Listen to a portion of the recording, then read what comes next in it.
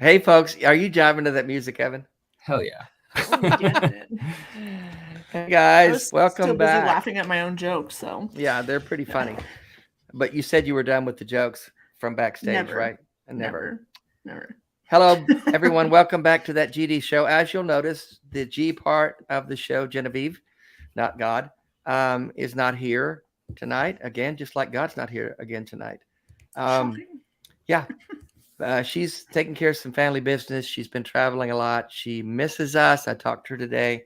She says hello to everyone, and she misses you. She will be back next week, and in fact, I will be gone next week. I'll be gone the next 2 weeks. And I might be here, so I'm the new host. This heathen queen might be taking over. Say hello to the queen of all the heathens, Jessica. Hey, what's up? You know, just out here living. Filling in for Genevieve tonight, and our special guest, Mr. Evan Clark. Hello, Evan. Hey, thanks for having me. Yeah, we're excited. We're going to talk about a lot of cool things tonight. And I met you first out in LA. Gosh, the first time was like 3 years ago. We tried to hang out. We never did. You were too busy. With you. Yeah, you were too busy. You were too busy for me. But yeah, ultimately you got to stay at Heretic House out in LA. We got to host you in our beautiful Victorian community center out there. You got to meet Bobby Kirkhart before she died. And that was really special for me. Yeah, we're lucky that the community in LA has met you a few times now. And we saw you last in Atlanta at the American Atheists Conference. That's right. So good to have you on the show, Evan. We've been talking about this a while. We remind you, everyone, if you haven't, to like and subscribe the show. That helps us grow our little channel.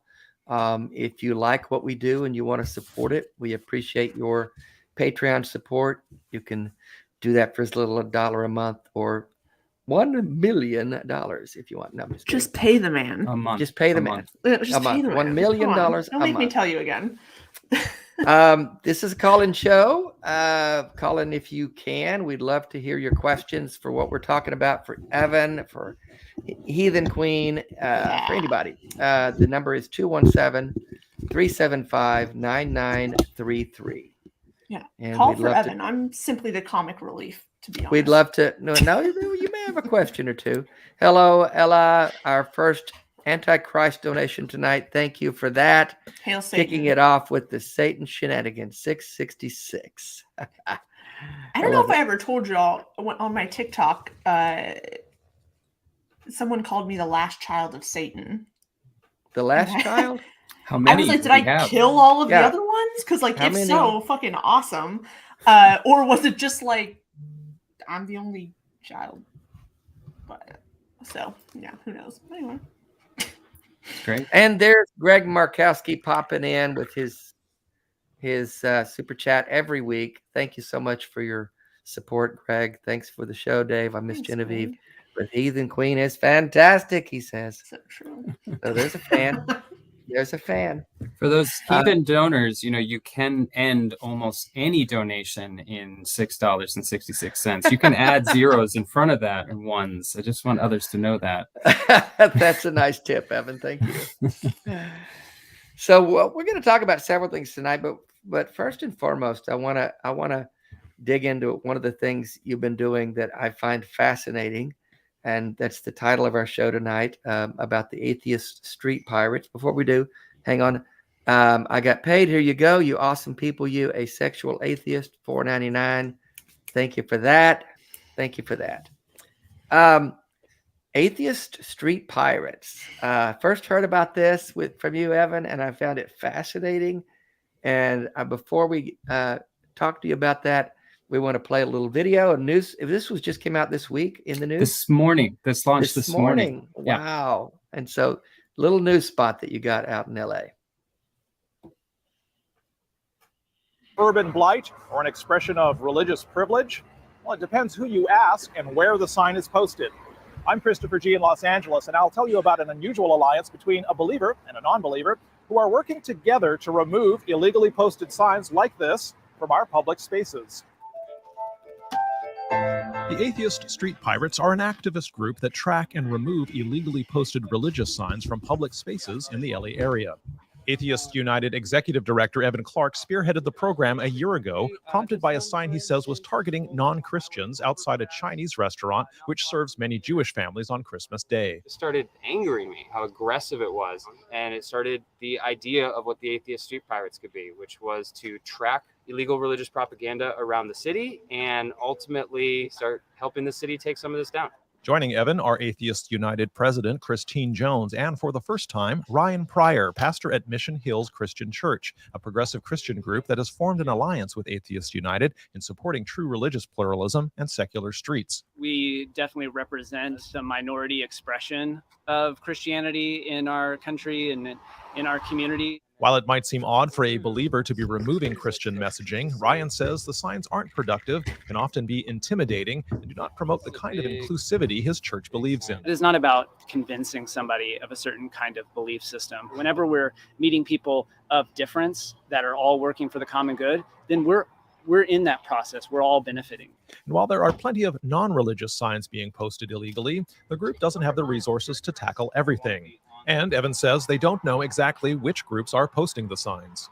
We don't know until they come forward and talk to you. We don't know who this is. According to Los Angeles Municipal Code 28.04, any sign posted in the public right-of-way is illegal. And the city's David Rivera says sign posting in general has been a problem for years. Most of it's just blight. I mean, you'll see some poles that have, sometimes 10, 15 signs on each one. As for the free speech aspect of the religious signs, David says, I understand they got their First Amendment rights, but they can actually just walk around the public location where they can get their word out. But signs are illegal. And in regards to the efforts of the Atheist Street Pirates, if they choose to take them down, then so be it. But if that causes an issue, it'd be best to report it to 311, and then I can have someone go out there and remove the signs. Today, Evan and his team found 9 signs. A good catch, he says, but there are far more signs reported than they have resources to take down. We'll never be able to get all of these signs, but if more people keep volunteering and keep tracking these, at least we can understand and we can chip away at the problem. The Pirates already have some volunteers from other states helping in their efforts and hope to expand their program as more volunteers join.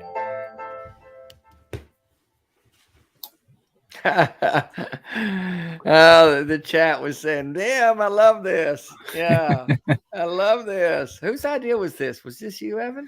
Yeah, so this was a pandemic program of ours. So they mentioned it super briefly, but I run the local Los Angeles Atheists United. We've been in LA for 40 years, and we have a bunch of programs. And like all local groups, it was a struggle to figure out how to keep community together and what programs are actually efficient. And everyone moved online, but we're all got very exhausted very quickly of internet life. And yeah, he mentioned it really quickly in the piece, but I, like a lot of non-Christians, get Chinese food on Christmas. That's kind of my ritual. And I'm thank you. And I'm waiting in line with my mask. There's a socially distanced line. This is probably 2020. This is probably 2020. And I just spot this Jesus Saves kind of handwritten poster board size. It's like LA. So it's in a palm tree. It's like, like 5 feet up in a palm tree. And I'm like, that's strange. And I just, I'm sitting in line waiting, and I'm like, I'm going to take that down. So I walk right up and I pull it down. And nobody blinked an eye. I think a lot of people in LA just don't get shocked when there's a lot of secular people in LA. But I kept thinking about why it was there. I was like, of all the places, like I know I've seen these on highway overpasses before because they're targeting the millions of us that sit in traffic all day. And it struck me that they're targeting Jews on Christmas. And it just got me angry, just realized like they're trying to invade the space of other religious traditions to force their ideas, their messaging. Like What? it's a Christians? colonization trick, right? No. So Yeah. anyways, Couldn't be Christians. I started to think about how big this problem is, and we've gotten reports before. Hey, there's this sign on the highway. Can you guys do something about it? We'd usually just email the city and not think about it. But we also realized some of the things we emailed the city about never got taken down. They were there for 6 months before they got taken down. So I started kicking this around with some volunteers, and we started coming up with ideas like the Atheist Religious Rubbish Removal Team, and we're like, "Arr!" And that's where Atheist Street Pirates literally came out of that conversation. Arr. Yeah. So I started by building a map on Google Maps that we could start posting these on. And, at first there were 3 of us. And the first sign we tried to take down, which was a big leap from tracking them, we found out was on a pedestrian bridge on a major highway in LA. And it's an enclosed pedestrian bridge, which means there's a gate that even covers the top of it. And the sign was somehow on the outside of the fence, which means they rock climbed out there with gear, or someone went on top and another person, they lowered it to. Like, this is a complicated effort to put what wound up being like a 2-foot by 4-foot Ask Jesus for Mercy sign. And we went out at 2 a.m. thinking maybe that's the safest time to cut it down in case it winds up on the highway. We don't want to cause an accident. Like, we're thinking about so many ethical questions as we even interact with the sign. And ultimately we decided we couldn't. We were able to like get it down into this little crevice to where it was hard to see, but we couldn't even take the sign down because of how it was placed. And that just angered me more. I just, got more excited to track these. And, fast forward, once we got some press for it, it kind of took off. We have a bunch of volunteers now. And if you go on our map today, we have hundreds of signs there. And we have volunteers across the country helping us up. We have a guy in Texas working our map, and he's even started to sleuth around Reddit because there's a lot of people bragging about putting up these signs. And so he's been able to find where they're putting them up in Texas and North Carolina and Illinois as they travel around the country. And that specifically is a different sign I've never seen in LA before, but you've probably seen it. It's the Jesus Saves sign you saw at the insurrection, that yellow sign with black letters. Yeah. I just want to know if anyone can find who's putting them up in Oakland. Yeah. Because I'll fist fight that guy in a parking lot. You know what I mean? Who's putting these up? Anyway, sorry, continue. No, hit me up if you know. That's actually one of the biggest questions we have is this a rogue thing by a few people? Is this a specific church? There's one guy we found who's based in Georgia who creates that yellow sign that says Jesus Saves, and those signs you saw at the insurrection, and he's tried to create a whole brand around this. That's his ministry, if you will. Exactly. And he has this whole contraption, this like a pool cleaning rod. That at the very end there's a hammer and it kind of hits the sign onto the pole. It's impressive how well and successfully he's built kind of this following and built a model for how to spread these around. And he now just travels the country posting these on telephone poles and doing road ministry. But we don't know in LA. We have learned a few things. Some signs are mass printed. So like the ones you saw in the news piece that say Jesus, the way, the truth, John 14:6, those are mass printed. They're the exact same size. They use the same roofing nails, 3 roofing nails on telephone poles. We've learned that if we find one on a street, we can drive around Google Street View and usually find a few more. We've kind of come up with a tactic for figuring out the routes they're taking a little bit. But yeah, I mean, short of a fingerprint scan on the signs, I'm really not sure how to track down the people doing these. Can you imagine thinking that the God of the universe cares about your shitty sign? Well, I do know how these people think. Sorry. I came from that world. Me Evan, too. You never were an evangelical, Evan, and I know you were, Jessica, but they think that when God gives you an assignment like that he really, you're casting your bread upon the water, you're sowing the seed. They really think that someone will see that sign and the Holy Spirit will convict them of their sins in their heart while they're driving down the road, and they'll repent and be saved. On them. Yeah. And I know this because these are the emails I get whenever we get news around the program. And these are the, I just got a 1-star review on Atheists United on Google today. So if anyone out there wants to give us a 5-star review, it's a great time. Send me the link. I'll do it. Yes. But yeah, there really is a belief that we're all faking it as atheists and we're just angry and that we're going to find Jesus and we're just going to, there's this bubble that's going to burst in our heart and we're going to welcome Jesus. And these signs might be that thing that burst the bubble. This kind of feeds into that narrow. Thank you, Kelly Laughlin, for the super chat. I appreciate that very much. Marit Ingebretson. We know Marit. Hey, Marit. 1999 super chat. Thanks, Thank Will. you. And Dr. Will Judy. To be $20. honest. Dave and Evan are amazing. Kim Possible with another Antichrist donation. Thank you, Kim. It was great to see you at the conference. We just came from NanoCon in Nashville. I saw Will there. I saw Kim. It was just awesome. Will wants to be Evan when he grows up, by the way. I think we all want to be Will. Yeah. Well, that's really right. We all want to be Will Judy. But I was going to say, doesn't this feed into the narrative that, oh, you angry atheists? Right. We're just spreading the love of God and you just can't stand it because you hate God and you're just angry and you just want to rip these signs down. They're not hurting anyone. What's wrong with you, Evan? And this is actually I don't think we talked. You had as a guest a few weeks ago, Christina Lee, who talks about theist normativity, right? Yes. And we talk about Christian nationalism a lot in atheist spaces. And this impacts atheists too. There's a lot of atheists who don't understand why we would go out of our way to take down a Jesus Saves sign from a highway overpass. But we have to reframe the conversation. You can hold a sign on top of a highway until you're weak in the knees. You can do 30 hours straight holding that sign, but the second you leave it behind, it's trash. The second you go around town putting them on every telephone pole, it's an act of aggression. And we need to understand that this is coordinated and this is designed to force your religion into spaces that they weren't welcomed. Nobody asked them to put these signs up. There's plenty of private property they could put this on that they own. There's plenty of billboards they could purchase. There's plenty of ads in local magazines you could buy.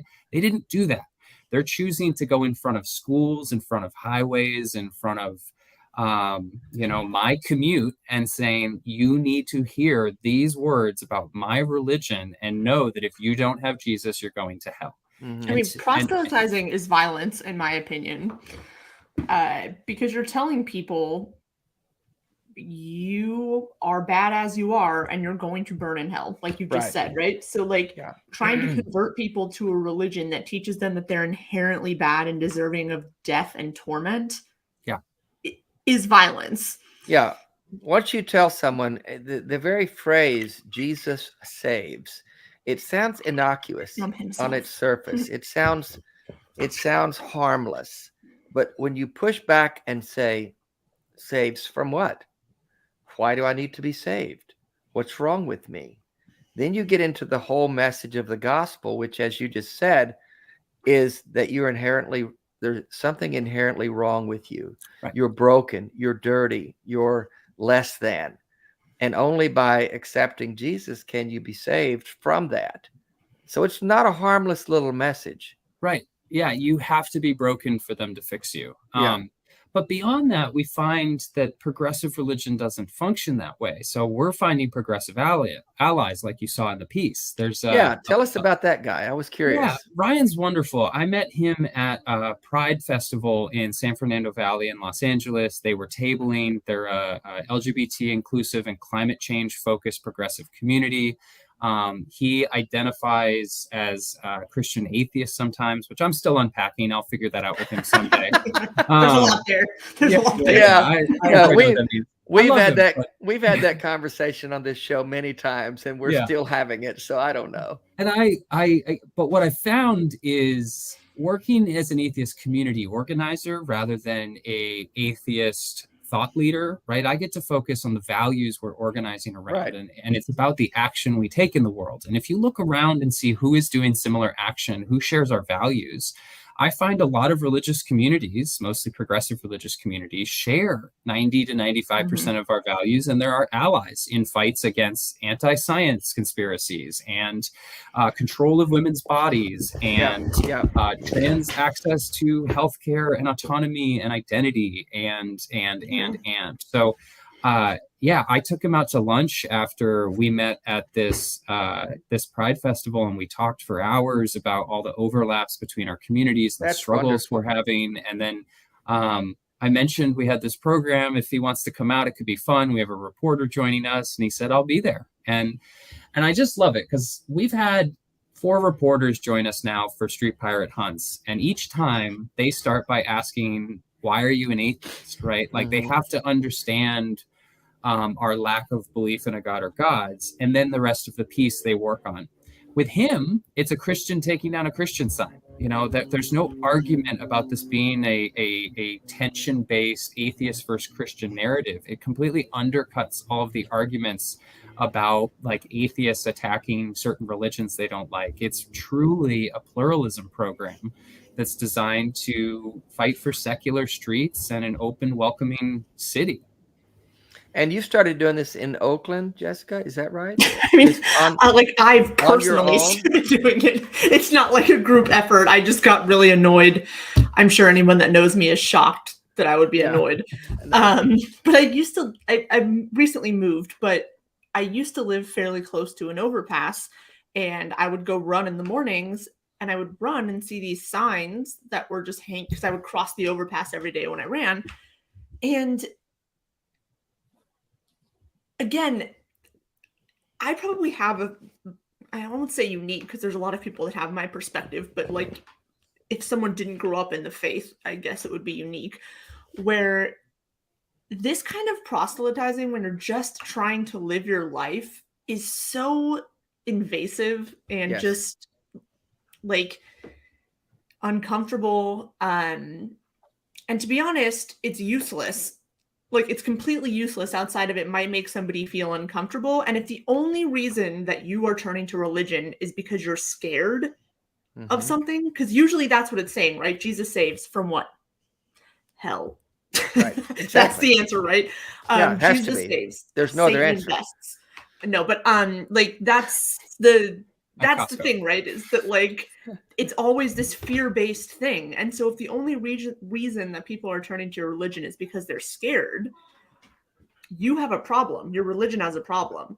And I spent 20-something years fucking terrified. Right. Because I grew up from a very young age being told that like I deserved hell, I was going to go to hell, there was going to be a rapture, and probably I was going to be killed for my faith, and on and on and on. And so I'm sure if someone who grew up irreligious saw these signs, they might just kind of blow them off and be like, whatever. Some people have a stronger reaction, but for me, I'm like, fuck that. Like, get out of here. And that's the thing. I think it is innocuous, again, the millions of people in a city like Los Angeles, right? And we're driving on these roads all the time to get to a commute. And I think about the 3rd generation atheist who works at Netflix with a bunch of other non-religious people, or it's so post-religious, their conversations, that they don't even know how to talk about religion. And they see one of those signs on the highway.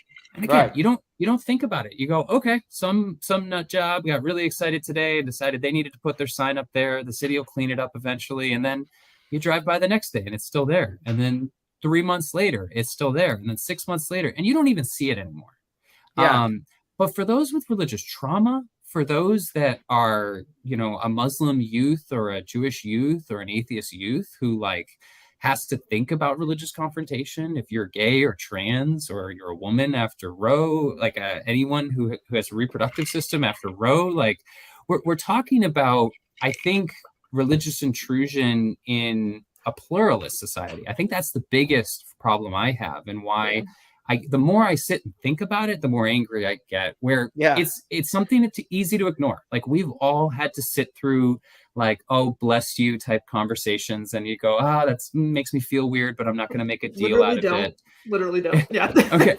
But like, there's so many times where we kind of innocuously just understand that we're in a mostly Christian society, Christian culture, I should say, not Christian society, Christian culture. And as long as we pass, like, everything will be okay. But it's not okay. We should never have to pass.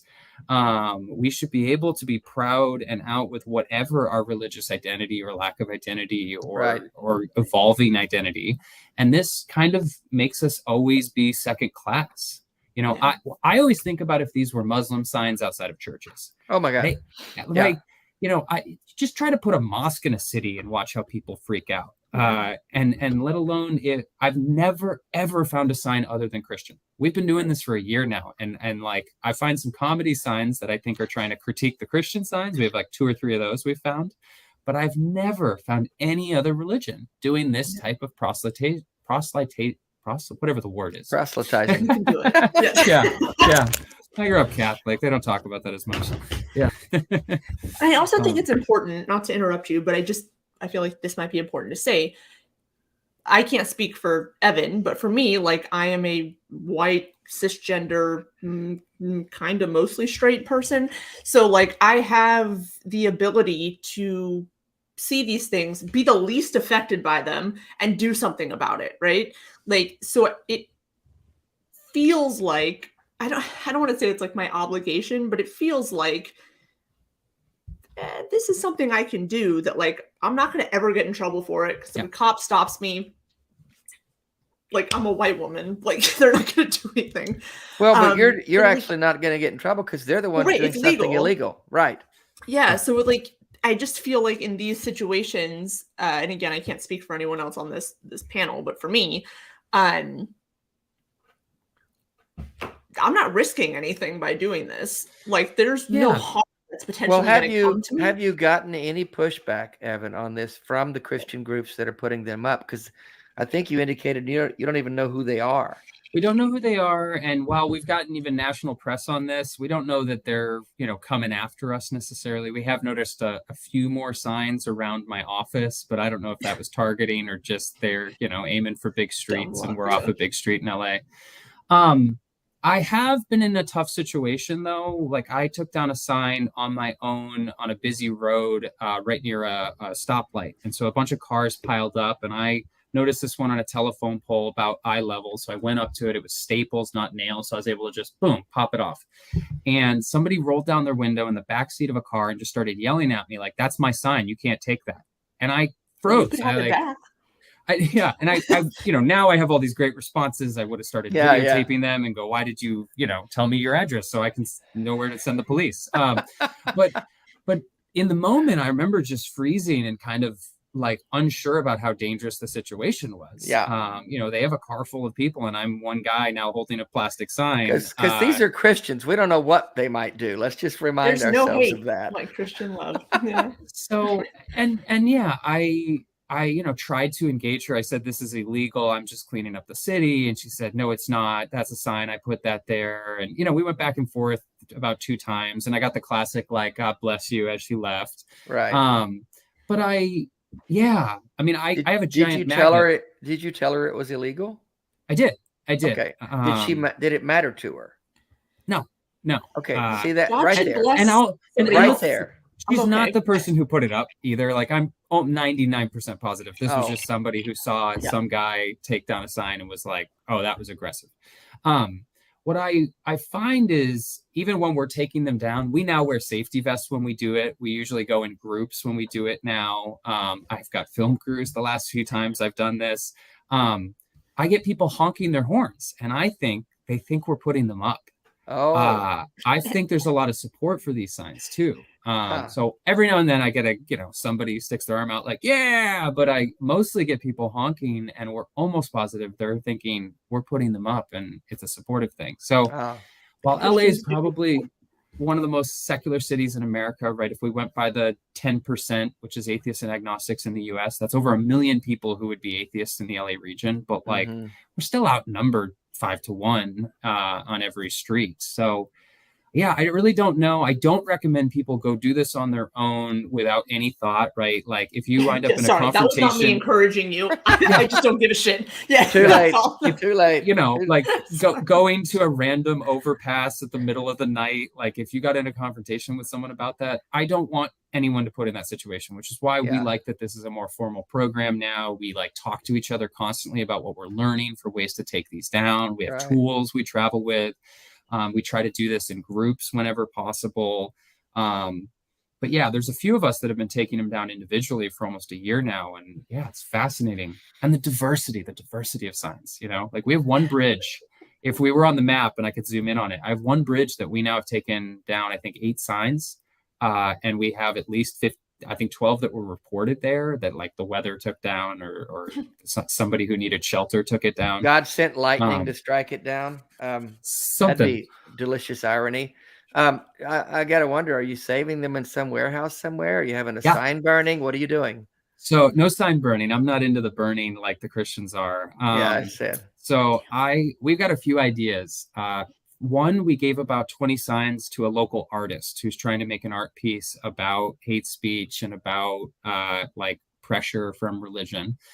I've started to give some out to volunteers because I have so many in my office, I can't handle it. And then our long-term goal is to collect enough to where we're going to do a parody art night, maybe a fundraiser for atheist causes or like queer atheists, and we'll all dress up and like, you know, walk around a white walled gallery with all these signs and kind of just kind of make a joke out of the art they gave us.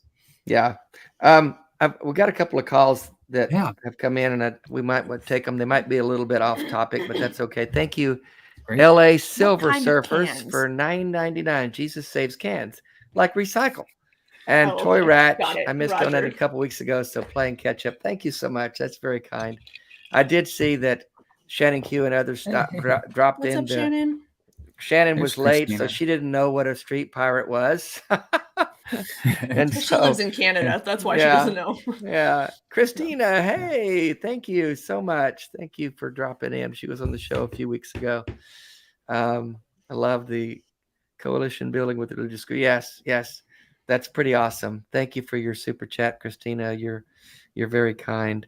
But I think you got your question answered, Shannon and others. The street pirates are taking down the Jesus Saves signs. What I find fascinating is the privilege that the Christians feel. It's privilege that they can know persecution. Yeah, that they can know that it's illegal and not give a shit, although the Bible tells them explicitly to obey the laws of the land. But do you think they read the Bible? They're supposed to. It's the handbook. Yeah, they're supposed to. Isn't this the same? Every supremacist movement in world history like loves the law when it applies to everyone else and ignores the law when it applies to them. We need to put this in context, right? Like there's plenty of Christians who don't break the law. It's this supremacist style belief and organizations that back this type of belief, often Christian nationalists these days, but beyond that, who, really law is pointless and religious ideas will always be stronger, which is why we have to have such strong institutions. We can't pretend that culture will solve this, right? The best critique of our program is, why don't you just go put up your own signs? And people ask us that all the time. And we have that choice. We could choose to put up an atheist sign right next to it that says Jesus saves at Costco or whatever we want to do. But, you know, we are making a classic secular separation of church and state secularist argument that the courts have decided for hundreds of years. I mean, my organization was founded off a separation of church and state case in LA, that public land is to be protected for all. And the best way to protect it from all is to keep it neutral on questions of religion. Mm-hmm. So we either have two options, like our city council meeting prayers. It needs to have no prayer, or it needs to be welcome to everyone. All the prayers. Right. And you know, our first choice as atheist community is no one. Do it outside of government space. You know, you can have prayers until you're, again, blue in the face in front of City Hall, but inside the building, we have requirements to keep it equal and welcoming to all. But only when we absolutely lose that that first choice when we move to the second choice and go, okay, well, now atheists have to have equal time and Satanists have to have equal time, and we're going to fight for our Hindu and Jewish and Muslim friends to have equal time. So while if I was a Satanist group, I'd be putting up my own signs. Like, we're an atheist community that is fighting first and foremost for separation of government and religion in the most pure sense. And so we've chosen to take down all signs. If we spotted an atheist sign, it's coming down. We really, this is a equal opportunity religious takedown. Yeah. No, I need to hook up with Andrew Seidel. Yeah. Well, he's doing tireless work in that effort. Let's take this call he's been waiting a while. It's a little off topic, but I want to get back to Atheists United for one thing. Don't let me forget that. And then please. How to spread the good word of the Street Pirates all over this great nation. So we're going to talk about that. But let's take a call from Tokyo. Winston in Tokyo. Thank you for waiting so long. Good to have you on the show. Hello. That's all right. Thanks, David. Congratulations to the Sign Pirates. I think that's a wonderful cause. Thank you. And I'm really sorry to hear about your ALS diagnosis, David. Well, thank you. I appreciate that. I don't like it. I don't like it either. I know. I fully support your right to choose, and I think it should be available everywhere. Yeah, I agree. Go ahead. My experience is probably nothing compared to yours, but I've been miserable and suicidal pretty much since I was 12. I'm 38 now. And it's all because my father basically denied me a secondary education and treated me like a slave. Instead of prioritizing studying and sleeping on the weekends like a sane parent would, he would force me to practice golf and tennis. So it should come as no surprise that my grades plummeted. And if I wasn't addicted to foreign films and video games, I would have been illiterate since I was 12. Wow. And that's not an exaggeration. Mm-hmm. I'm very sorry to hear that. I can tell you that I would have. I would have much rather worked in a sweatshop for free, because at least then I would be contributing to society. Mm-hmm. Whereas on the golf course, I was just making my father happy. Yeah, that's. I'm sorry. That's abusive. It sounds to me that's not okay. I'm sorry you've had to deal with that. I hope you can find some mental peace and a place where you can make life make sense and make it valuable, because I think it really is.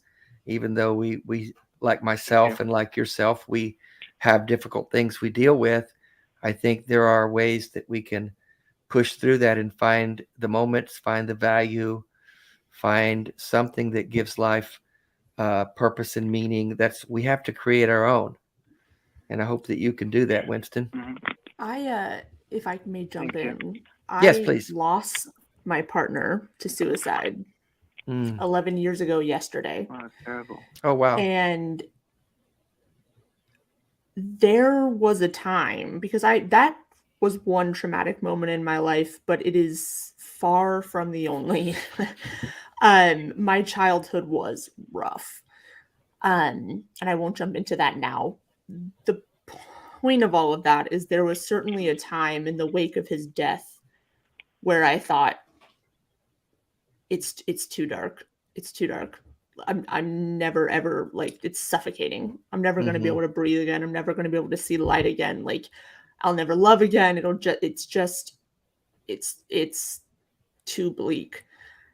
And somehow, and I don't know, I don't attribute it to anything outside of some fundamental resilience inside of me that it sounds like you have as well, that I held on. And you find a way to breathe again. You find a way to see again. Light shows up. You find a way to find some kind of purpose. And while there might not be some like greater, like God has a plan for your life, you find a way to plug into the world around you that creates meaning for you. And it might not be in the traditional way. It's certainly not in the traditional way for me. If you would have told me 10 years ago that in 10 years I would be doing what I'm doing right now, I would have laughed in your face. I would have laughed in your face, and then I would have gone and cried in my room.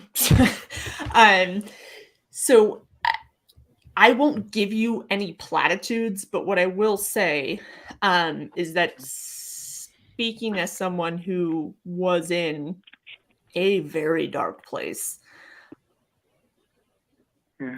things can get better, and they do get better.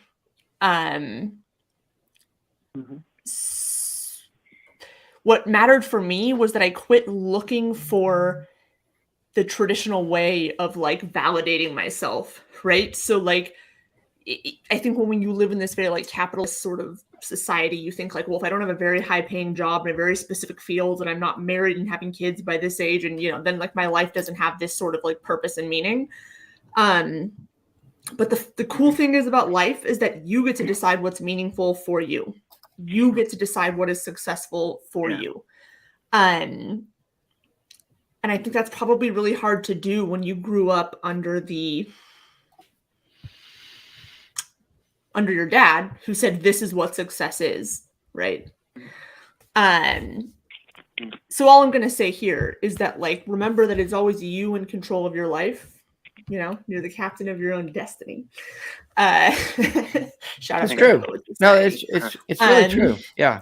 But you get to decide what success looks like for you.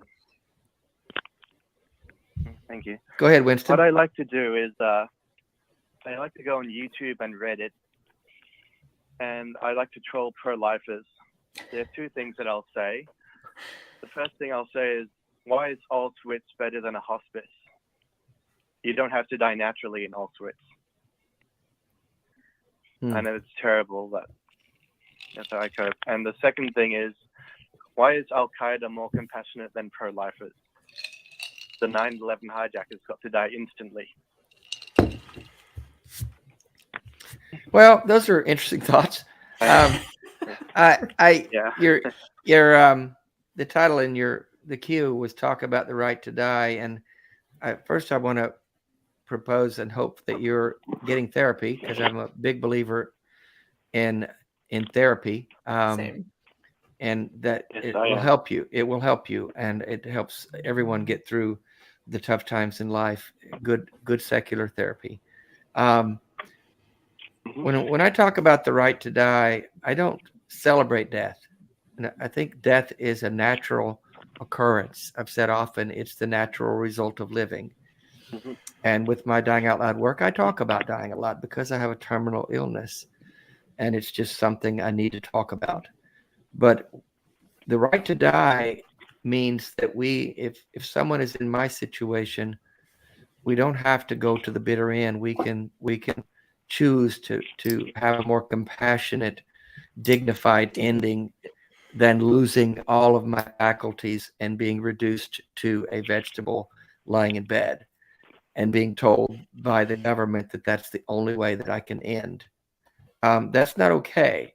Yeah, but I'm more excited about the right to live, and more of my talking about dying is talking about living and recognizing that death is inevitable and is going to find us all. Mine is more pronounced and out front in my life than most have, but it affords me the ability to focus on what is right here and right now, and the beauty and the nuance of the life that we have. It can be difficult, as you've expressed in your own life, and I'm really sorry to hear that. What Heathen Queen just expressed about her experiences, we all have different things that we have to go through, but we can get through them, as she said so well. And when we do, we find that there's some really bright life on the other end of that. And we can find the moments, we can find the beauty, we can find the life. So I just want to encourage you to look at that, and hopefully that's something that you can grab hold of as you go forward. Thank you. You bet. It's great talking to you. Yeah, thanks for calling, Winston. Have a Thanks good for rest hanging of the on. show. Thanks for No hanging on to problem. the online there so long. Right. We had another call, but he dropped. He was going to prove Sure. God. So I was really excited about that. I've been waiting. I was, but he was calling from Australia, and maybe he's got a bad connection. Yeah. He was a presuppositionalist, my fave. Yeah. So maybe he'll come back. So Evan, before we get to the Atheists United organization and your work there, I know this is part of it, but how are you trying to develop a network of Atheist Street Pirates around the country, so to speak? I know we see these signs here in Charlotte, and so what can someone in Dallas or Charlotte or Illinois, what can they do? Can they connect with you, and you help organize that? Tell me what you're looking at here. Yeah, so this has been fascinating. We started in LA. We quickly found 50 to 100 signs, and we kind of thought this is an interesting Los Angeles phenomenon. We assume it's other places, but we don't have the organizational capacity, nor the time, nor the people to figure out what we would do in other places. And while I've tipped off a lot of other leaders of atheist communities around the country, there's still really no platform to work on this other than our website right now. So last time we got press, I brought in a volunteer from Austin, Texas, who was just desperate to get involved. And I said, why don't you help me with the map? And we now have this hyper efficient model, and we've got a private Slack channel where we keep all of our volunteers. And my goal is to follow the Recovering from Religion model, where they have separate Slack channels for each ex-religion that you come from, where people can speak to like-minded people. I want that for every city in America, where there can be groups of people that can communicate about these signs, work together to take them down, and keep the map as updated as possible. And if I have people in more than Los Angeles, we'll make this a national program tomorrow. So right now we've started to put signs up on the map in other states that we've discovered from Christians bragging on Reddit. But I prefer when they're confirmed by human beings, when you can take a photo and give us the coordinates and we can exactly put it on the sign. We put the date and time that it was spotted. And then we talk about if it's been removed and it's been investigated. So if you go to our website right now and you pull up our map, I this week dropped the word Los Angeles from it, and I'm going to start communicating with leaders around the country. So if you live in Texas, or you live in North Carolina, or you live in Massachusetts and you're spotting these signs, shoot me an email. What I'll do is I'll do a 15-minute call with you to make sure you're not some undercover Christian looking to out all of our volunteers. And then we will. You found me out. You just told me, so that was easy. What we'll do is we'll get you in our Slack channel. I will help you set up a city. And when we get more than 2 volunteers in that region, you now have a group that you can work with. We're going to start doing regular webinars where we can train people on what we've learned over the past year for how to take these down safely, how to do it in groups, what equipment works best. That's cool. And this is supposed to be a collaborative program. So right now I reached out to Will, who gave a donation earlier in Texas, because he's the American Atheist State Director there. And we're trying to find some people on the ground in Dallas that could target some signs, Laredo, which could target some signs. But yeah, I mean. So what you need is individuals out on the street, so to speak. They see a sign. Yep. They take a picture, they send you the address, or what? What's how do you identify it? Yeah, there's 2 ways people do it. One, if you take a photo with a modern cell phone, it has the exact geo-coordinated that's spot right. Yeah, on okay. it. So you can literally do not take one with the prehistoric cell phone. It's not gonna work. Exactly. Yeah. Or a flip phone. Yeah. So you can play Snake. It's not going to work. Probably will, actually. Those things are pretty cool. If you just give us those coordinates, and we have volunteers now that are updating the map constantly. So I'll put that on a Slack channel. We'll, within a few days, usually have that on the map. And then if you decide to take it down, just send us an update. Hey, this sign in this location. And if you can't get the coordinates, maybe say you're driving really fast, but you caught which overpass it was, or you know which street corner you passed, shoot us the street address, and we can go look that up. What's really fascinating is we've been able to go back on Google Street View and see how long a lot of these signs have been up, because Google Street View, those cars go by every 6 months these days in a lot of major cities. So most of the signs we find have been up for 6 months to a year. Some of these signs have been up for 2 to 3 years. And one sign we even found has been up for 10 years just outside of Los Angeles. According to Google Street View. We found it in a 2012 post from like the early days of Google Street View. So we can't even begin to understand this problem until we build this map out. You know, the fun part and the playful part is if we take them down and we collect them and we are all pirates that wear hats and eye patches and say "R." But like, I think about Christina, who was on your show a few weeks ago and studies theist normativity. Like, if she wanted to make a research project out of this, or some of her future students wanted to do a research project, like they need the data. We need to make the most solid map ever made of this phenomenon of Christian propaganda illegally placed. And then the researchers might tell us things and create language and ideas and concepts that I can't even imagine yet. I'm just a local organizer who's targeted, you know, a problem in my society. But if we do this right, if we coordinate, you know, there might be a machine learning algorithm that we can send through Google Street View someday that can find these for us. Yeah. But you know, I need 10,000 signs for us to do that well. Well, the Ethan put in the chat the map, the link to the map, atheistunited.org/Street Pirates. Yep. To review, I know we've got some latecomers in the chat asking, and again, I want to revisit the motivation here behind what you're doing, because I think that's super, super important not to lose that in this conversation. It's not these signs. You're targeting Jesus saves signs and signs like that around the country, and we see them. Signs. We like to say illegal religious propaganda. Yeah. Okay. Again, and like let's remember they're illegal. They're putting them on public property illegally. And let's talk about the difference. So we don't put any signs on our map that are on a church property, for instance. If you own a church and where your land ends, you can put the biggest, dumbest, wildest, most neon signs you want there. And there's nothing any of us can do about it. And they do. Except for laugh. Which is fine. But honestly, like, and I will fight for the right to do that. Absolutely. It's the second you go to a highway overpass or a telephone pole, or, you know, what we're finding them even today on a lot of, like, you know, a burned down building, they'll put a fence around it and suddenly that gets covered in signs. The second you're doing that, you're interacting with public property, which is shared by all taxpayer and has legal requirements to be secular. And this is not a problem with just religious signs, right? We have, if you watch the piece at the beginning and they had a city official talk about it, like secular signs are a problem too, right? How many concert promotion signs you might find in a city like LA or New York, or there's a big boxing match or something and they're trying to get people to tune in for it. But it's also fundamentally different. Yes. Yeah, and that's the point.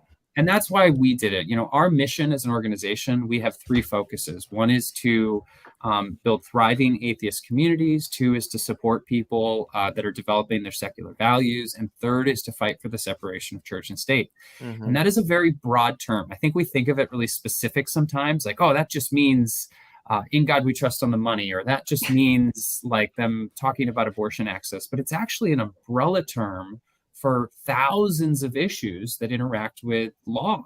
It's about how we share space and communicate legally in our society. So, you know, these signs are an extension of that, in our opinion. This is religious privilege in the most blatant and illegal form, and it is an aggressive act that people are putting on the children of our city. And we've just decided that we're going to extend our highway cleanup program to also include overpasses and telephone poles when we spot religious signage.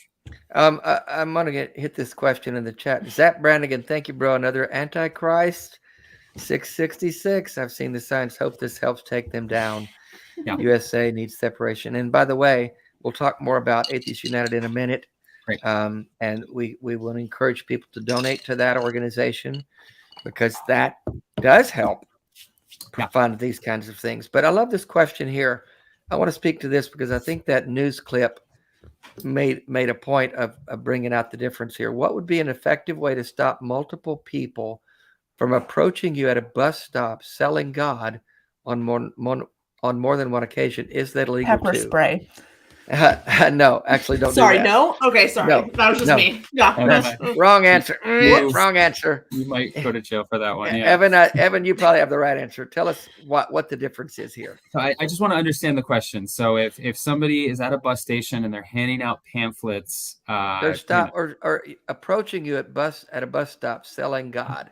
That could be verbally telling you Jesus loves you, repent, or giving you tracts that you have to physically take in order for that to be successful. How is that different than these signs? This is a great question, and there's a very specific difference, and that is where your free speech rights end, and when like public signage law comes into being. So I think the deeper question is, why can't I post any sign anywhere, anytime? Almost every city in our country has signage laws. We have laws that basically give the city the right to clean up the side of the highway if some idiot says, buy my cars, here's my car thing,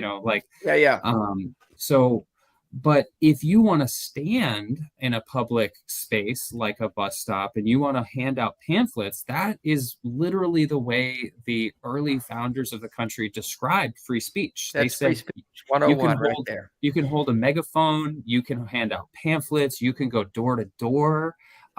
There's 100 different options for how you can interact with free speech campaigns.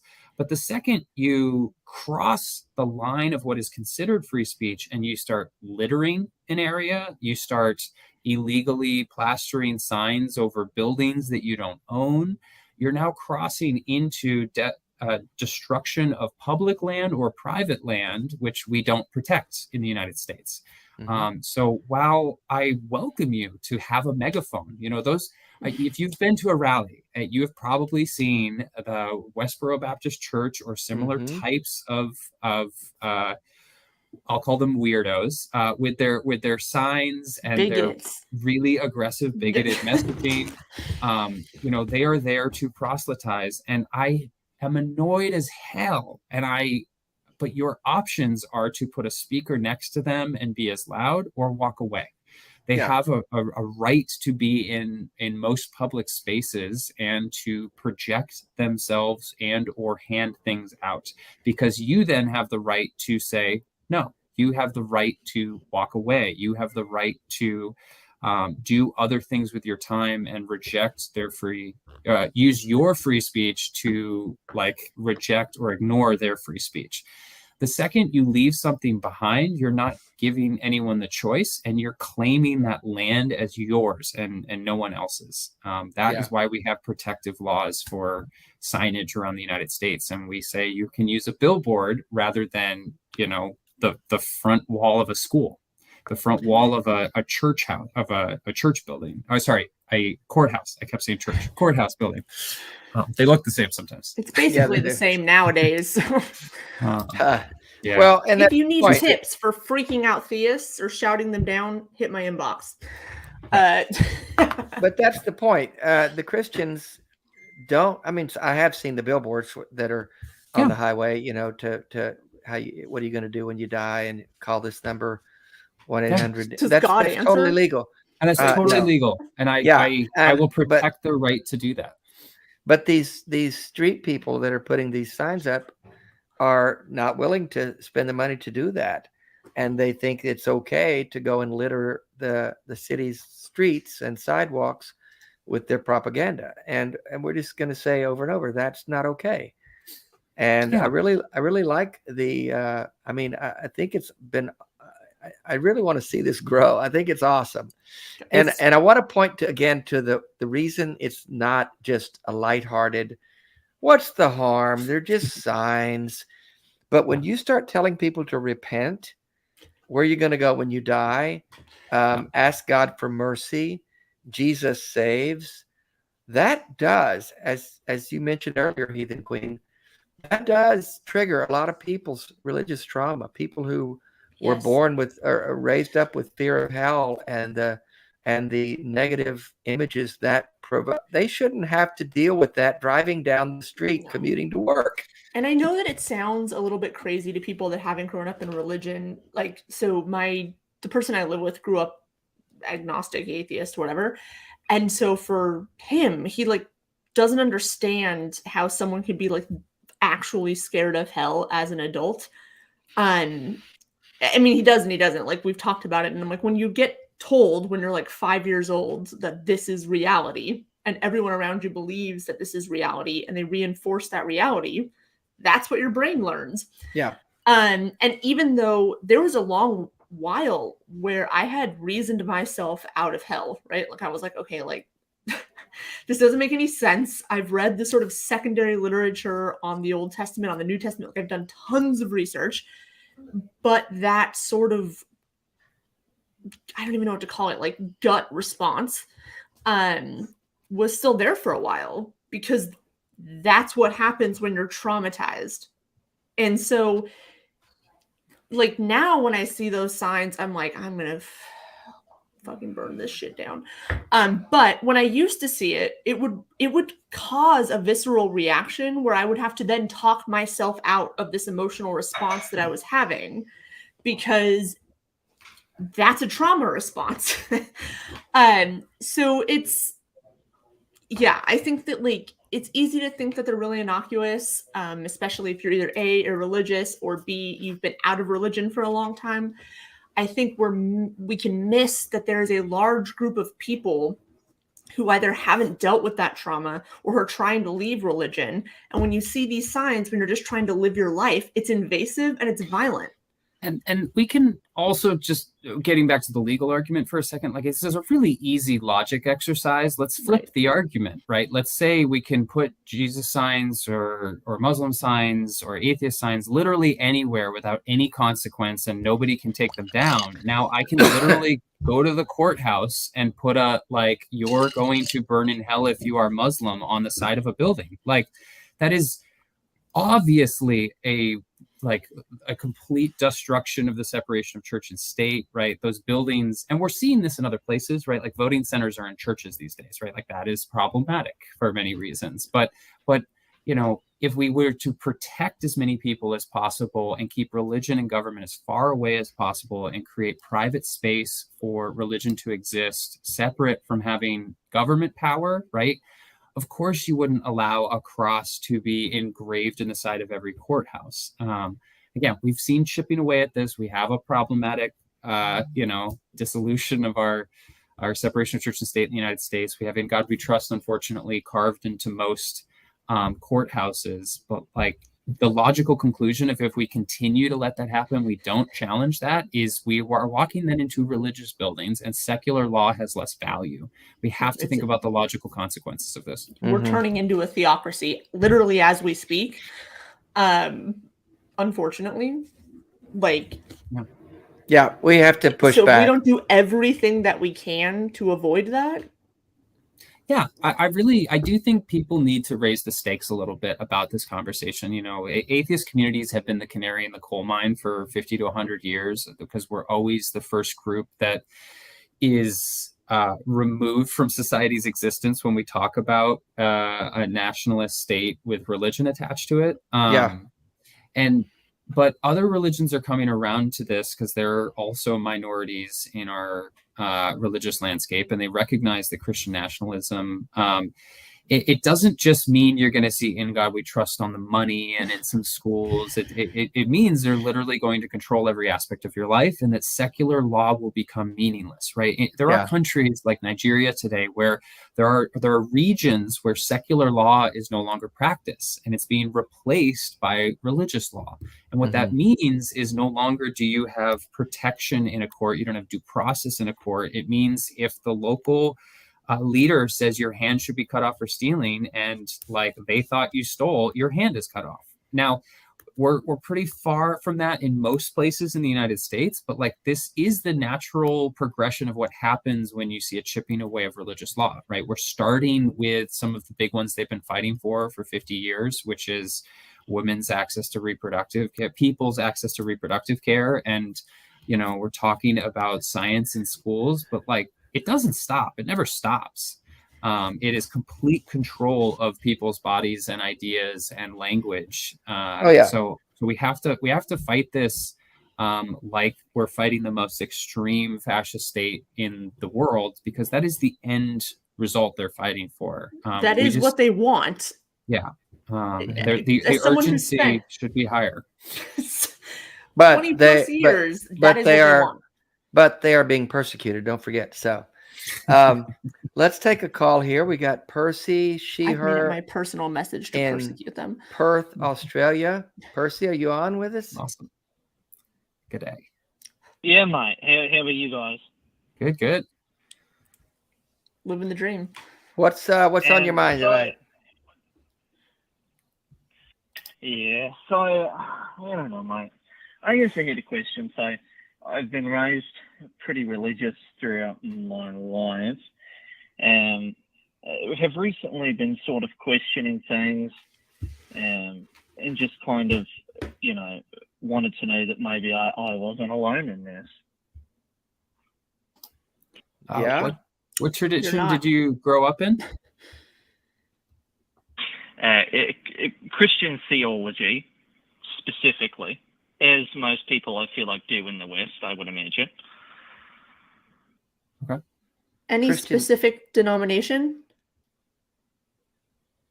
Baptist. Ah, okay. Baptist.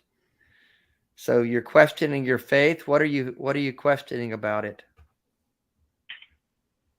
Well, I just think if the Earth has been around for 4-point-something billion years, the universe has been around for 14 billion years, and then all of a sudden this guy named Jesus Christ came along, and whoop-de-doo, I'm supposed to pretend like everything started 2,000 years ago. Perhaps it sounds a little far-fetched. Well, we agree with you. You're bang on. You are bang on.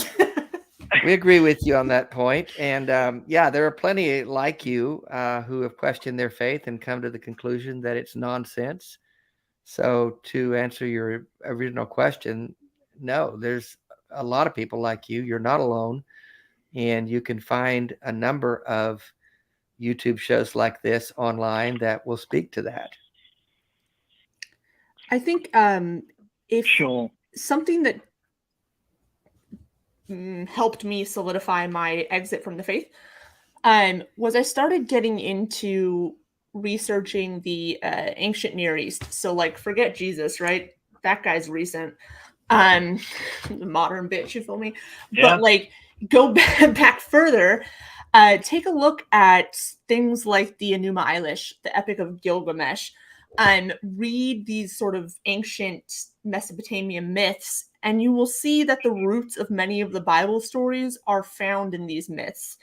And the thing is, it's not that it's plagiarism, that's a whole other conversation, but like in the past, there was lots of short story sharing over generations, but you find that these stories go back way further than the Bible. And if you're going to go way further back than the Bible, then you're going to find out that like your God isn't Yahweh anymore, right? Jesus is not going to be the son of Yahweh. You're going to be worshiping like primordial powers. You're going to worship Marduk and Inanna and all of these Mesopotamian gods and goddesses, which like, if you want to do that, that's your right. But like, when you start delving into the ancient Near East beyond what you're sort of force-fed as historical narrative from the Bible, right. It changed my mind personally. Mm-hmm. Any thoughts, right, Evan? Yeah, I completely understand it. Sorry, Evan. No, this is exciting. I have a different story than most. I in first grade figured out this God stuff isn't for me and started telling my parents I don't want to go to church, and they were weirdly okay with it. But one of the things that happened for me that has kind of been an ongoing experience that I think all questioning people should engage is yes, the study of religion and the history of those religions. So I was in like 4th or 5th grade when we had a teacher who laid out these displays of every major religion in the world. And my favorite part was the like birth date of that religion. And I could see like, oh, okay, Christianity is 2,000 years old. Oh, like Hinduism? What is this? It's like 8,000 years old or something, right? Like you've got these religions have come about in our culture over time, and they exist in every culture, and they're all slightly different, and make unique arguments or similar arguments about higher powers. And I attended a university called California Lutheran University, and I started their atheist club there. And one of the things we did, instead of challenging and talking with religious people all the time, is we engaged religious history a lot. We went to churches and synagogues and mosques and pagan rituals, and we talked to them about where their beliefs came from and why they believe it and how these rituals. And my favorite part was watching the similarities. There's a classic joke that a lot of atheists say, which is, we're all atheists, I just went one God further. Yeah. And I think the best way to process that concept is actually to happily and presently and curiously explore religions. We find that the conservative traditions are telling you to not question. And the real awakening is when you decide curiosity is a value. Everything. Yeah, curiosity is a superpower for knowledge and hope. And the religions that tell you not to do that are insecure. Yeah. So if it's truly true what they're saying, they would be encouraging curiosity. And there are lots of progressive traditions that will both encourage curiosity and tell you they have their truth. I think religion, as a general rule, doesn't encourage curiosity. Sure. No, it doesn't. Or critical thinking. Religion largely, like Evan was saying, if you look at pretty much every religion across all of time and space, you will find that it's humans trying to understand the human experience. Mm-hmm. And they're ascribing agency to things that they don't understand. Right. Look, people need to have an explanation for everything. I understand that. I just wonder at some point if it kind of becomes a little obsolete. Like, I wonder, as time goes on, if people will start believing a little less in the Christian gospel because 1,000 years have gone and he perhaps still hasn't risen. So, things of that nature. Yeah, they have. Wonder, yeah. Well, I think, as probably Dave was about to say, like, if you, and maybe you have, I'm not saying you haven't, if you get into what early Christians actually believed, including like Paul and everybody else, they thought Jesus was coming back in their lifetime. Mm-hmm. And they understood his coming as something completely different than we understand it today. And so then you move forward 1,000 years, and guess what? He's still not back. Guy at? Yeah, you know what I mean? He's been edging for like 2,000 years, and Jesus is stud.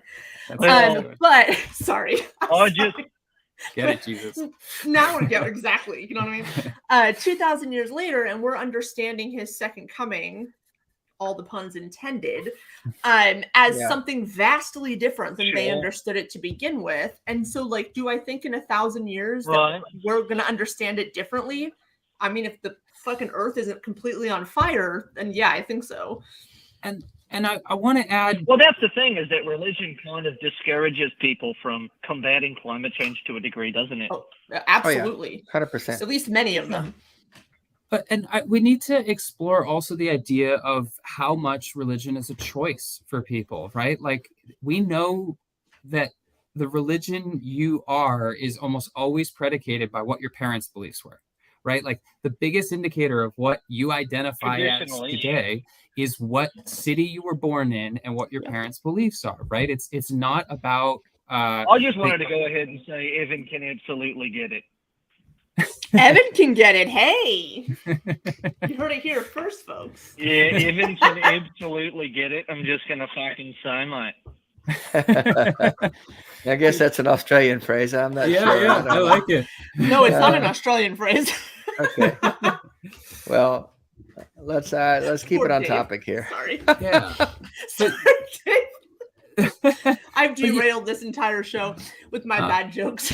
Yeah, but seriously though, I mean, think hard about that, because we need to also, like, there are a few people who have spent their life thinking about their beliefs, and they argue they're theologians, and they want to go down every rabbit hole of what idea is more true or not. But most people are living their life based on the economies they exist in, the culture they exist in, which is why we've seen the evolution of religion happening so rapidly in the past 200 to 300 years, right? Or especially since the Reformation, with Martin Luther, right? Like we're finding that religion is adapting to its culture more and more, and is less, again, in the larger sense, we have a backlash of conservatives.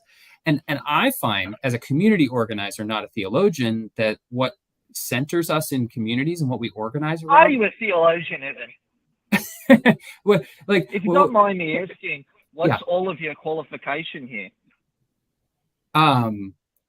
I've been working in atheist spaces for about 13 years now. I run a local community called Atheists United. Sorry? What was that? Well, she's the queen of the heathens. I just said Heathen and Dave. I just wanted to know what their qualifications were. I'm sorry. I don't know if anybody else was curious about this. No. Yeah. So I'm pretty open about this. I was an evangelical Christian for 20 some odd years. I don't know. Well, yeah. And what branch of Christianity was that, mate? So it was called non-denominational.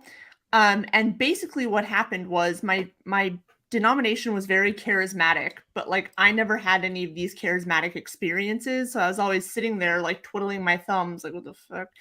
And then so I decided, you know what? Like I'm going to go find the scholarly consensus on the Bible. I'm going to see if I can verify these like historical events. And if I can, then I'm going to just believe that it's true.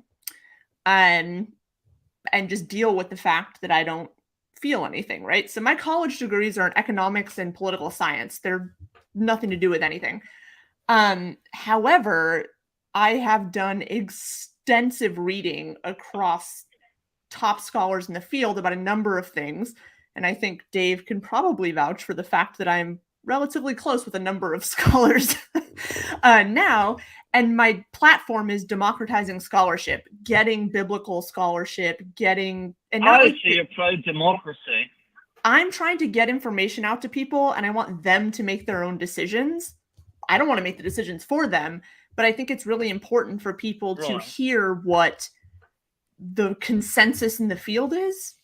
And what do you believe that the consensus is in the field is? For what question?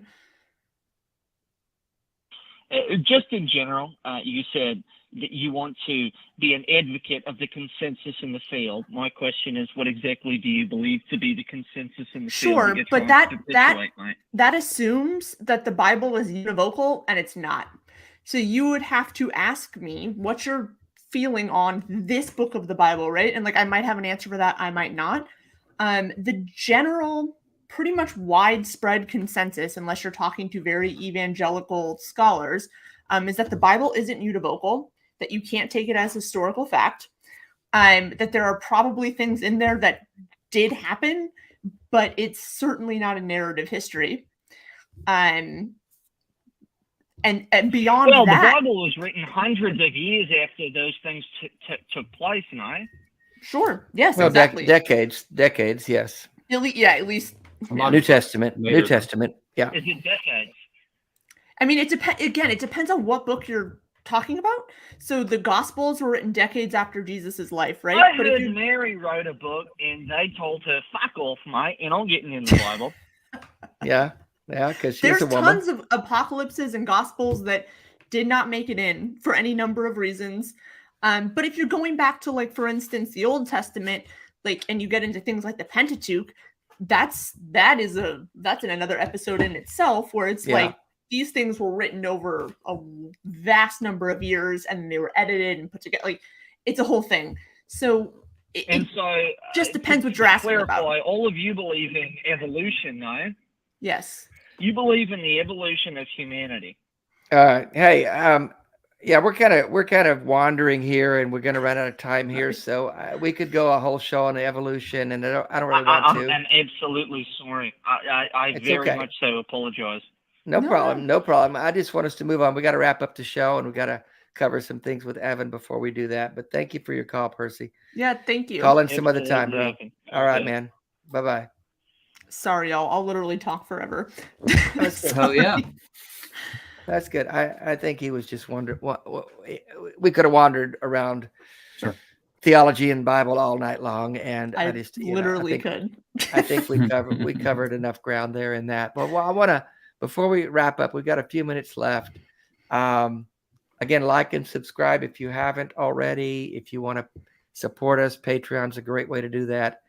We appreciate the loyal support. Evan, the Atheists United. Again, tell us the general focus.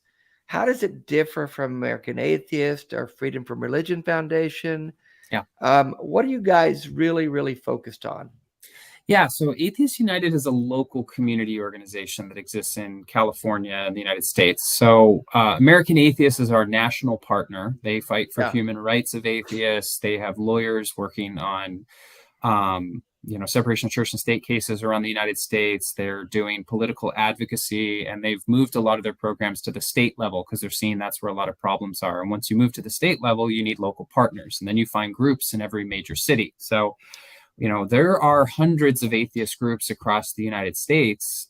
We are the Los Angeles community, and we also have a few subgroups just because we happen to be so large. We support one in San Luis Obispo, in Santa Clarita. We're about to help support the group in Antelope Valley and possibly launch another maybe in the Bay Area if all works out in the next year. Cool. But yeah, Atheists United's been around for 40 years to support local community for atheists and fight for separation of church and state locally and help people grow and develop.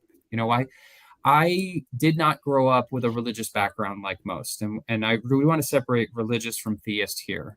Theism, it can be indoctrination of specific ideas. It can often have dogma attached to it. It's about belief, but religion, which has that baggage usually attached to it, can also be a communal space where people gather around like-minded rituals, right? Scholars have multiple definitions for religion, but usually the biggest split is between whether they have a belief in a higher power or not. So most of us colloquially use religion to call a group of people who talk about or believe in this higher power and organize around theism. But there are plenty of religious scholars who consider sororities religions and consider NFL teams religions.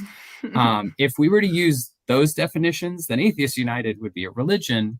But forgetting the baggage of that word and that name, I think there's overwhelming research that says if you want people to be happier, healthier, volunteer more, live longer, they need to gather in communities. And the way America is structured, if you want to volunteer, your options are usually a church or bust, right? If you want to fight not climate change, if you want to fight hunger, if you want to fight homelessness, right? Most of this is done not by our government, but by nonprofit organizations and usually religious nonprofit organizations.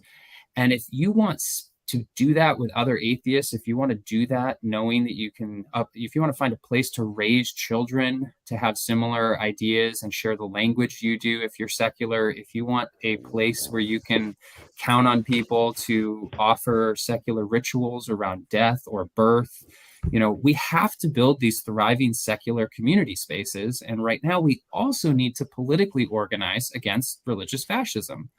We have to come together to support each other when we lose and to help organize so we can eventually win some of these fights and fight for a free and equal and pluralist society. So yeah, Atheists United, we're a community organization in LA. We have about 16 programs ranging from recovering from religion support group to addiction recovery, through smart recovery, through a meetup network where people can, everything from hike together to hang out and chat together.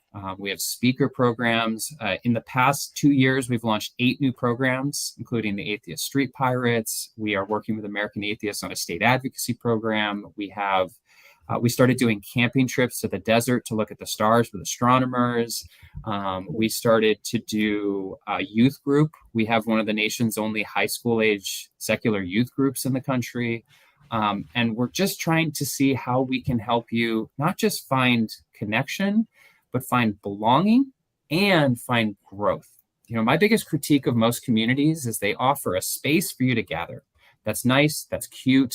Everyone can walk into a building, listen to a speaker, walk out, and then never go back again. Right. If you want to build long-term connection with people, you have to help them grow. You have to improve their lives. You have to find the issues they want help with and support them, which is why it's so important that we have Recovering from Religion attached to every single secular community in America. We're the only safe place for people with religious trauma to talk about religion is atheist communities, period. End of discussion.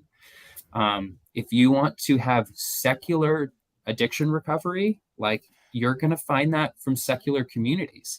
They're not going to talk about higher power in our community when we talk about addiction recovery. And that is one of the biggest problems we have in society today.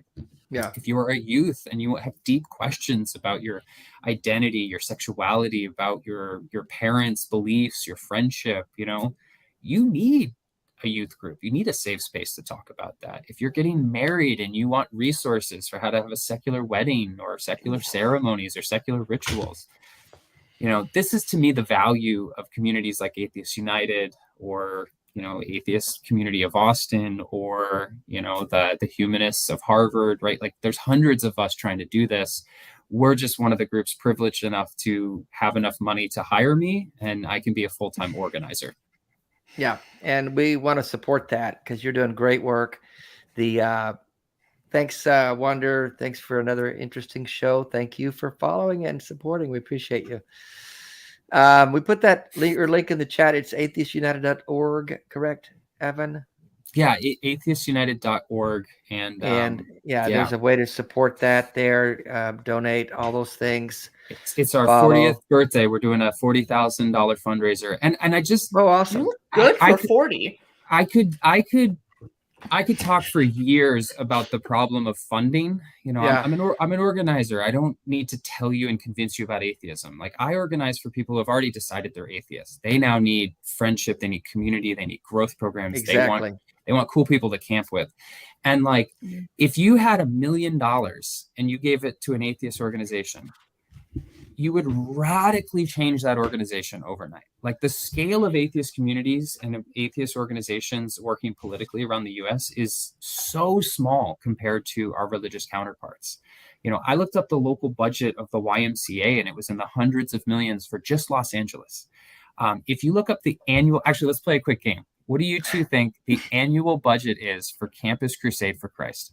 Oh my God. Oh, way more than it should be. Yeah. Throw a number out. I mean, $25 million. Cool. Awesome. Dave, what do you think? Oh, I'm gonna go higher to 30 million. God damn it, Dave. $500 million annually. $500 million a year moves through Campus Crusade for Christ. $700,000. That's the annual budget of the Secular Student Alliance. The only secular counterpart, right? No wonder they're not growing and don't have presence on the campus. No wonder it's a challenge. There's a lot of critiques, right? Where are the atheists? Why haven't we heard about you guys? I've been in LA for 40 years. Why haven't I heard of Atheists United? I was the lunch budget for your local church is probably bigger than our annual budget. Yeah. We're trying. We're punching above our weight with the volunteers and staff that we have, but this is a political fight. This is an organization fight. I'm one of the first round of professional atheists in American history. The ones that come behind me because I raise money are the ones that are going to be 10 times better. They're going to be, they're going to be trained. I'm coming up with the model for how to be an organizer and an atheist. I didn't have a seminary I could go to. I didn't have a pastor that I could use as a mentor during this process. I'm one of the first atheist organizers at the local level. And we're figuring it out. We're building the plane as we fly it. So I want to challenge everyone to think of your donation as a political statement, because we're not just doing cute atheist discussion groups. Being an atheist in our society is an inherently political act, and being in community is supportive at the deepest level to people who have trauma. who have human needs and who are trying to change the world. So your little donation that you give to a church, moving that to an atheist community is not stop giving it to continuing. churches, weirdos. Yeah, it's not continuing to support a religion, and you're just building an atheist religion rather than a Christian religion or a Muslim religion. Like, you're literally trying to fight for a pluralistic society, and these are the communities prioritizing that over others. If you don't see that we need a pluralistic, I can't ever say this word, pluralistic society right now with all the shit that's going on. We have a big fight in front of us. I appreciate all the organizations that do that, and I've been out there, Evan. I've seen how hard you work. I've seen it with my eyes. You guys, you've seen it. He is burning the candle at both ends. Appreciate it, and I appreciate all that you do. And if you guys can support the organization, they're doing good work. And all of them. I'd even go further. Like, find your local community and support them. And like, if you don't think they're doing good enough, get involved. Exactly. Like, in 2 years, you could probably be president of most organizations. We are small. We are all volunteers, and we are underfunded. There's opportunities galore. We're trying to raise $40,000 right now, and if we do it, we will probably be top 3 biggest atheist communities in the country. That's nothing. That's nothing, right? Go online, folks. Look up the site, atheistunited.org. Throw some cash their way. Let's do this thing. Love it. Thank you. All right. Christina, not Christina. Why did I say that? I saw Christina in the chat. Sorry, I got distracted. Christina Jones. Hey there. We see you. Yeah. Heathen Queen, how can we find you? What are you up to before we go? Just causing trouble. And you can find me pretty much everywhere at Heathen Queen. YouTube is Heathen Queen. I dropped it in the chat because somebody was asking. TikTok is Queen of the Heathens. I have a Patreon, but like, who cares?